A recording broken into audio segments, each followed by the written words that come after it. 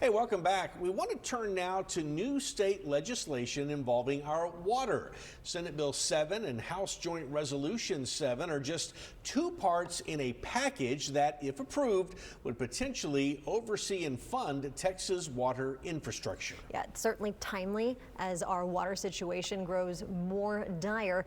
Our Natalia Osuna is here now live in the studio with how this bill can help South Texas. Natalia? Mike, Leslie, that's right. Well, if approved, this would mean $1 billion a year would be allocated to water for 20 years. And the city of Corpus Christi says this total of $20 billion over the years would provide stable funding to the Texas Water Development Board's infrastructure financing programs. And this can be utilized by communities to meet future and current water needs.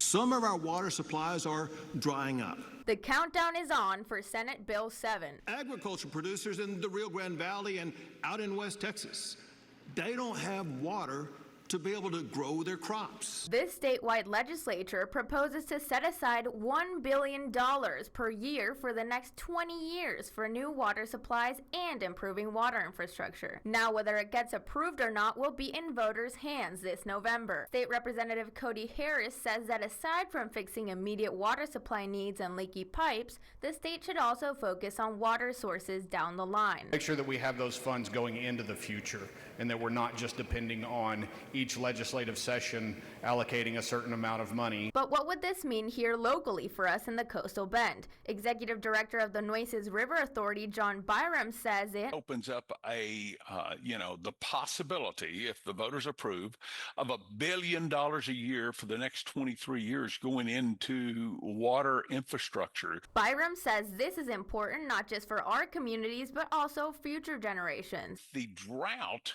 The existing drought in South Texas, I think it allows South Texas to compete very favorably for projects that we need, to improve our water supplies. Byram saying this funding would go to projects like the Harbor Island desal plan and encouraging voters to approve the bill in November. This is the best way for us to continue producing that excess revenue every year, and the best way for us to grow our water supplies so that we can grow our economy, we can continue the success we've had over the last few years, and keep up with our population growth.